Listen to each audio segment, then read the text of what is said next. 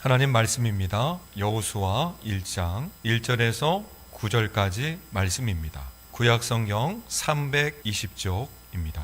한 절씩 교독합니다. 여호와의 종 모세가 죽은 후에 여호와께서 모세의 수종자 눈의 아들 여호수아에게 말씀하여 이르시되 내 종 모세가 죽었으니 이제 너는 이 모든 백성과 더불어 일어나 이 요단을 건너 내가 그들 곧 이스라엘 자손에게 주는 그 땅으로 가라. 내가 모세에게 말한 바와 같이 너희 발바닥으로 밟는 곳은 모두 내가 너희에게 주었노니 곧 강야와 이 레바논에서부터 큰 강 곧 유브라데 강까지 해쪽 속의 온 땅과 또 해 지는 쪽 대해까지 너희의 영토가 되리라.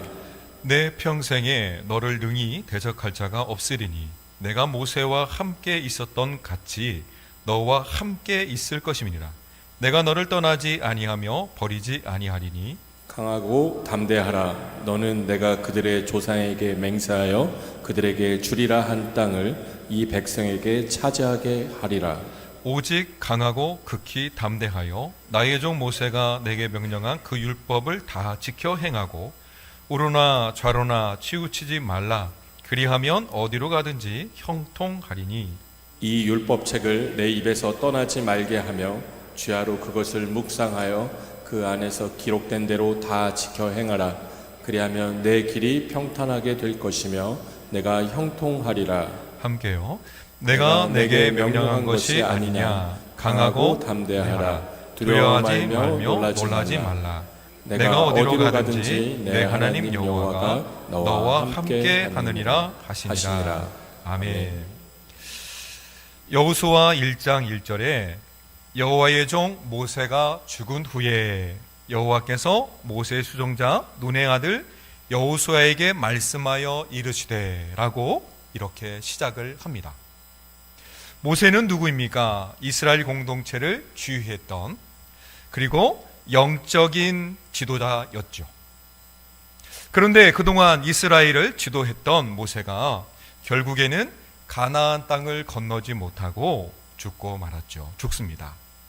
출애굽한 이스라엘은 혼란을 겪습니다. 그리고 공황 상태에 빠지게 되죠. 이런 가운데 모세의 뒤를 이어 여호수아 역시 매우 불안정한 마음을 지니고 있습니다. 여호수아는 누구보다 모세의 곁에서 그의 고충을 함께 공유했던 사람이었습니다. 백성들은 출애굽하는 그 순간부터 지도자 모세와 격돌하며 불만을 드러냈고요. 이 꼬락서니 만들려고 우리 여기까지 애굽에서 불러냈어? 라고 하면서 모세를 대적했습니다. 모세 다음으로 이스라엘 백성을 잘 아는 사람은 여호수아이죠. 그는 모세 옆에서 출애굽 때부터 백성들이 모세를 얼마나 괴롭혔는지를 잘 알고 있었습니다. 이 모든 것을 옆에서 보고 겪어낸 사람이 여호수아였죠. 근데 여기에서 모세의 죽음은 한 개인의 끝을 의미하지는 않습니다. 한 세대가 마감을 뜻하는 내용을 담고 있죠. 율법과 훈련의 광야에서 새롭게 이제 전진하게 되는 이 순종의 세대가 바뀌는 이 전환점의 변화를 의미하고 있습니다. 이 죽음의 의미가 그렇죠. 이제 새로운 시대는 방황의 시대는 아닙니다.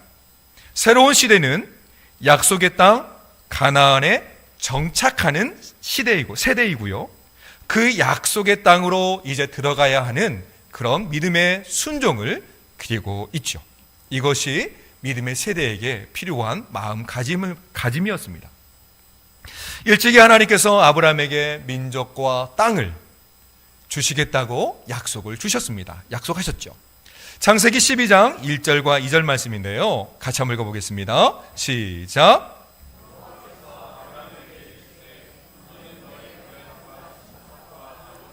떠나 내가 내게 보여줄 땅으로 가라.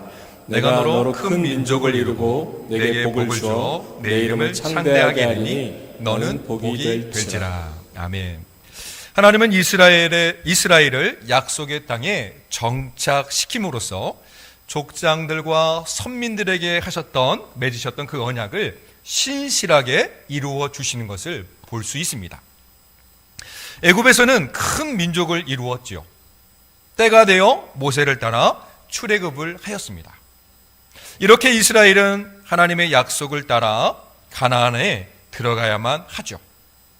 이제 백성들에게 유일하게 필요한 것이 있습니다. 하나님의 약속을 믿는 것이고요, 모든 죄악에서 떠나는 것이고요, 하나님을 신뢰하며 믿음으로 순종하는 것이 그들에게 필요했습니다. 그리고 하나님의 거룩하심을 그들이 머물게 될 가나안 땅에 드러내는 이런 사명이 그들에게 주어졌죠. 여호수아서는 가나안 땅의 정복과 각 지파에게 땅을 분배하는 내용들을 담고 있습니다. 그리고 동시에 가나안 종교의 타락과 야만성에 대해서도 강조하고 있고요, 이런 것을 지적하고 있는데요, 가나안 족속의 제약은 이렇습니다. 하나님께서 참으실 수 없을 만큼의 그 경지까지, 그 지경에 이르게 된 것이죠. 성적인 문란과 유아를 드리는 희생 제사들, 그리고 종교적인 혼합주의 등이 죄악 가운데 머물러 있었습니다. 이런 죄악이 하나님 보시기에 극에 달았던 것이죠. 그 땅의 거민들은 그 땅을 창조하신 하나님의 뜻에 거스르며 죄악의 길을 따라갔습니다.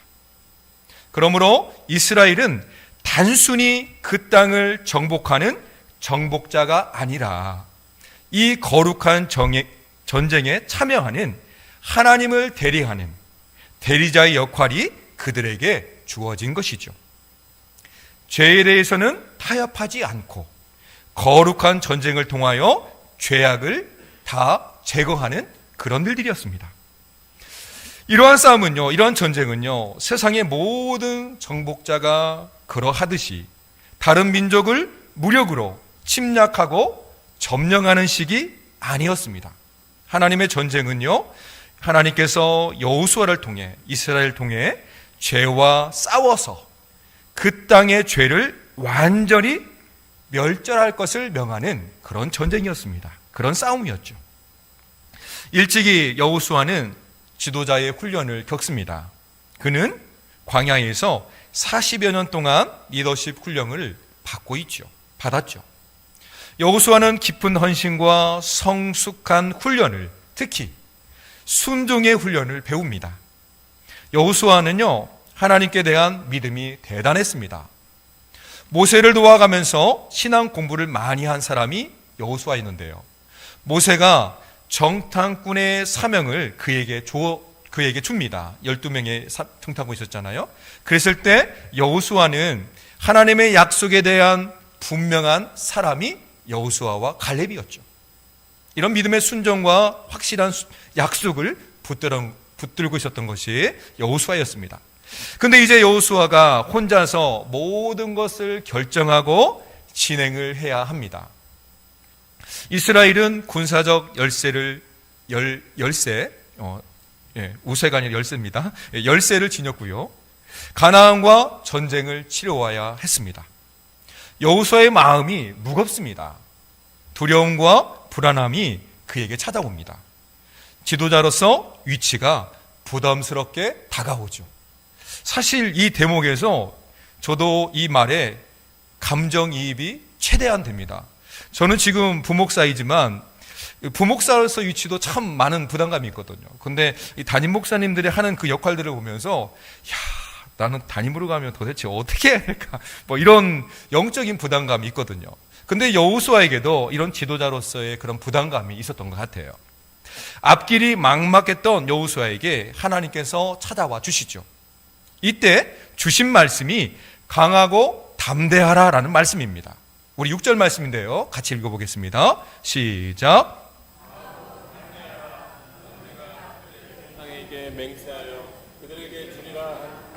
이 백성에게 차지하게 하리라. 아멘. 여호수아에게 담대한 능력이 있어서 또는 탁월한 지도력을 갖추었기 때문에 하나님께서 그를 지도자로 세우신 것은 아니었습니다. 이 부분에서 우리는 하나님께서 우리를 어디에서부터 출발시키는지, 똑같은 출발점이 아니라 약간 다른 출발점이라는 것을 우리가 알 수 있습니다. 6절 말씀이 주어진 위치를 보면 6절부터 9절까지는 하나님의 약속에 대하여 여호수아가 반응해야 될 자세들을 기록하고 있습니다. 약속의 땅에 들어가기 위해 절대적으로 요구되는 자세, 그것은 자신이 혼자가 아니라 하나님께서 함께 하신다는 약속이었습니다. 하나님의 대리자로서 여호수아의 위치, 그의 출발점을 말해주고 있죠. 그러므로 여호수아의 출발은요, 막연한 것이 아니었습니다. 무작정 그런 것이 아니었죠. 다시 말하면 맨 땅에 헤딩하는 식은 아니었습니다. 여호수아의 출발점은 사람의 능력치에 있지 않았습니다. 그의 능력치에 있는 것이 아니라 하나님께 있음을 우리가 알 수 있죠. 하나님의 끝없는 격려와 지원이 뒤따를 것을 강조하는 말씀이죠. 하나님께서 여호수아에게 강하고 담대하라고 말씀하셨습니다.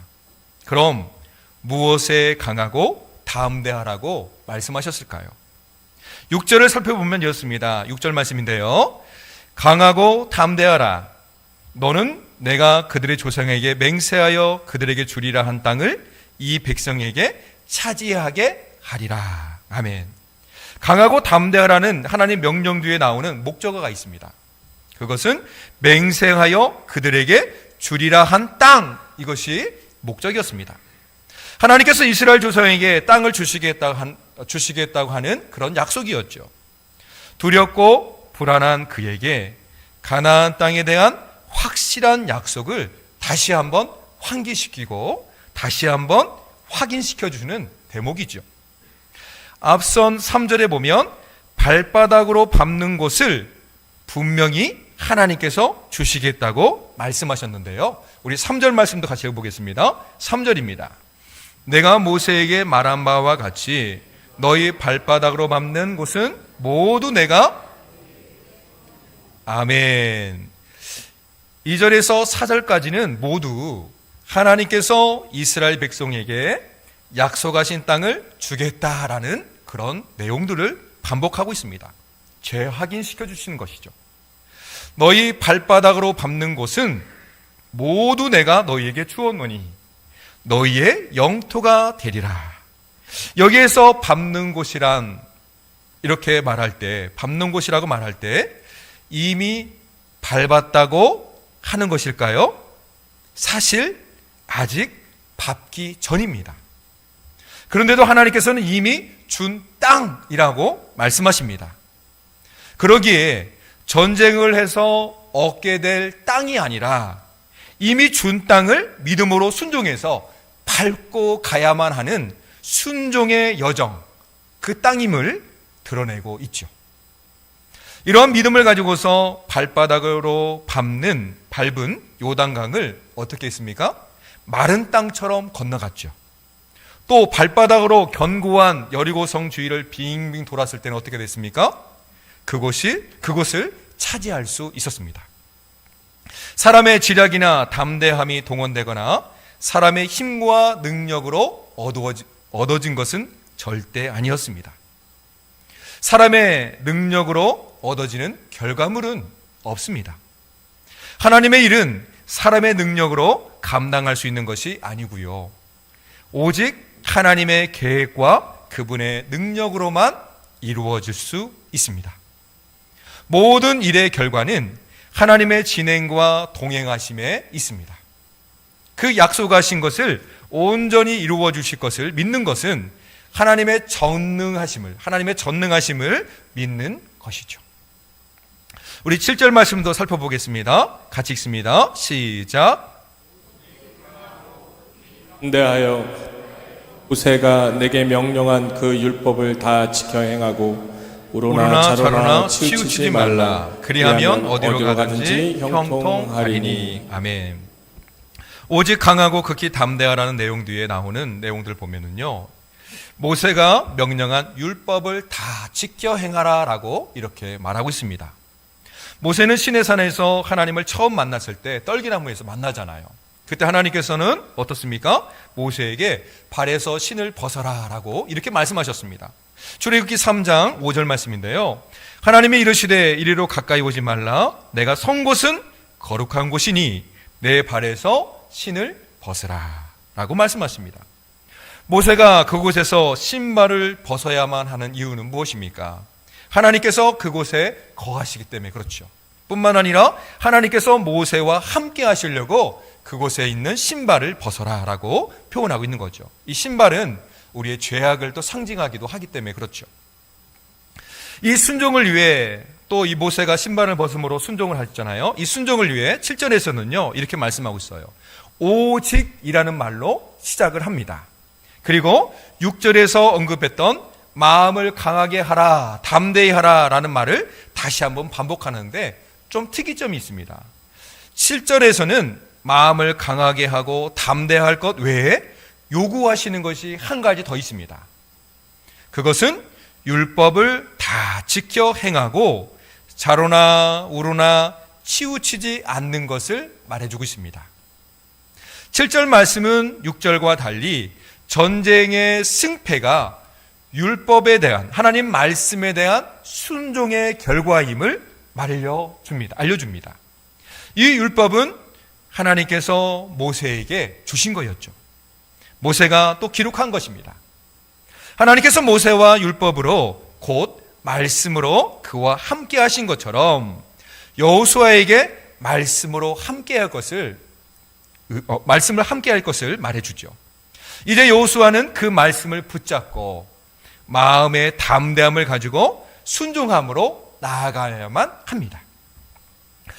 멕시코 이 중서부 시에라 협곡이 있다고 합니다. 이 협곡에 사는 이 타라후마라는 부족에 관한 이야기인데요. 이 부족에게는요 아주 특별한 사냥법이 있다고 합니다. 매우 단순하지만 탁월한 사냥법입니다. 실패하는 경우가 없다는 것이죠. 이 매우 단순하지만 어떤 사냥의 기술이 있는 건 아닙니다. 또 뿐만 아니라 사냥의 무기가 탁월한 것도 아닙니다. 뛰어난 것도 아닙니다. 그들에게 오직 유일한 것은 사냥감을 사냥하기 위해 필요한 것은 뭐냐면 달기라고 합니다. 달리기. 웃기죠? 저만 웃긴가요? 달기랍니다. 활을 쏜다든지 창을 던진다든지 칼로 제압을 한다든지 그런 게 아닙니다. 도구를 사용하지 않고 오직 달리기로만 사냥감을 잡는다는 거예요. 그래서 이 타라후마라 부족은요, 이 달리기 잘하기로 소문난 그런 부족이라고 합니다. 명성이 자자하다고 합니다. 그런데 우리 여기서 생각해 볼 때 사람이 아무리 빨리 달린다고 해도 어떻게 동물을 따라잡을 수 있겠습니까? 물론 개구리나 거북이는 금방 따라잡을 수 있지만 이런 걸 먹을 수는 없으니까. 그래서 여기에서 상식적으로 생각해 보면 야, 정말 이게 가능해? 라는 생각이 들죠. 의심이 생깁니다. 근데 상식은요, 상식으로 생각하면 됩니다. 뭐냐면 사냥감을 포기하지 않고 끝까지 쫓아가면 됩니다. 단순하죠. 근데 쉬운 건 아닙니다. 쉬운 건 아니에요. 즉 뭐냐면 열심히 쫓아가는 거예요. 다른 사냥감에게 목표를 두지 않습니다. 한 사냥감을 정했다면 그 사냥감만 붙들고 끝까지 추적합니다. 그러면 어떻게 되냐면 이 사냥감이 지쳐서 결국에는 쓰러진다 합니다. 그러면 주스기만 하면 돼요. 이게 단순하잖아요. 근데 여기에서 중요한 것이 있습니다. 사냥감이 지칠 때까지 쫓아가고 반드시 잡는데 중요한 것은 한 마리 사냥감에만 집중한다는 거예요. 다른 것에는 눈 돌리지 않는다는 거예요. 그리고 끝까지 간다는 겁니다. 하나님 말씀을 붙잡는 것도 이와 같죠. 하나님 말씀만 붙들고 가는 겁니다. 다른 것에 눈 돌리지 않는 것이죠. 하나님은 가나안 땅을 정복하기 위해서 해야 할 단 한 가지로 하나님 약속이 담긴 말씀, 그 율법이죠. 그 말씀을 묵상하고 지킬 것을 명하고 있습니다. 가나안 땅으로 들어가기 위해 무엇을 해야 할까요? 하나님의 약속을 신실하게 믿고 강하고 담대함으로 나가는 것이죠. 우리 8절 말씀인데요. 또 같이 읽어보겠습니다. 시작. 말자 취하로 그것을 묵상하여 그 안에 기록된 대로 다 지켜 행하라. 그리하면 내 길이 평탄하게 될 것이며 내가 형통하리라. 아멘. 이스라엘 백성이 하나님의 약속 가운데 강하고 담대할 때 그 결과는 무엇입니까? 형통함입니다. 하나님의 약속이지요. 9절 말씀인데요. 내가 내게 명령한 것이 아니냐? 강하고 담대하라. 두려워하지 말며 놀라지 말라. 내가 어디로 가든지 내 하나님 여호와가 너와 함께 하느니라 하시니라. 아멘. 하나님께서 모세와 함께 하셨고 여호수아와 함께 하셨듯 우리와도 언제나 임마누엘로 함께 하십니다. 여호수아서는요, 이스라엘의 영웅 탄생과 그 활약상을 이야기하는 책은 아닙니다.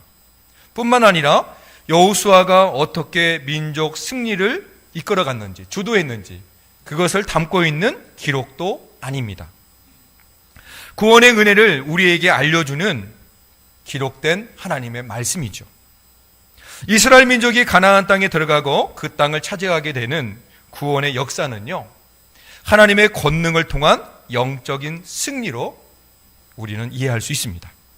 이렇게 적용할 수가 있죠.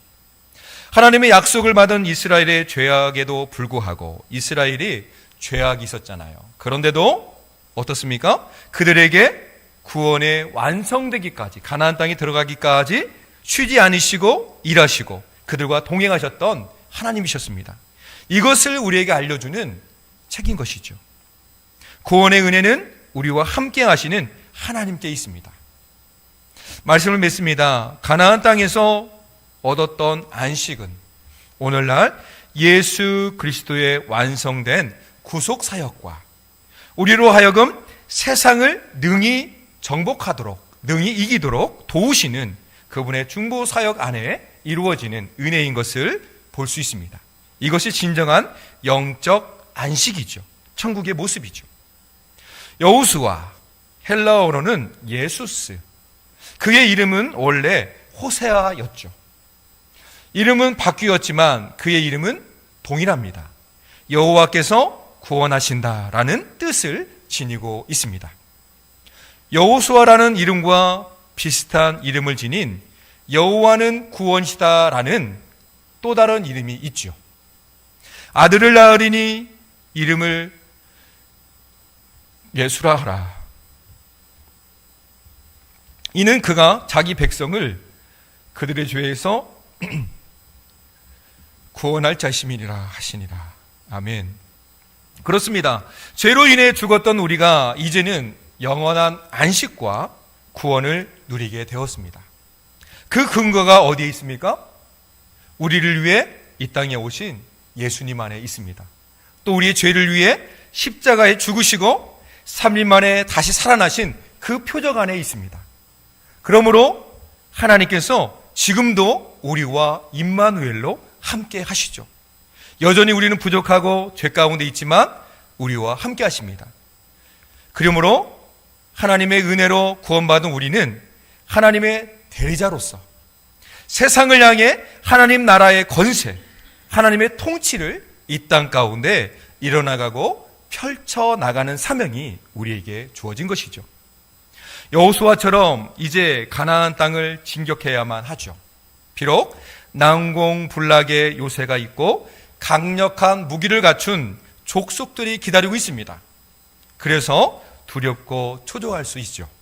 하지만 하나님께서 여호수아와 함께 하신 것처럼 우리와 함께 하시기에 우리는 그 약속으로 무장을 하고 또 강하고 담대하게 이 땅을 점령해야 되겠죠.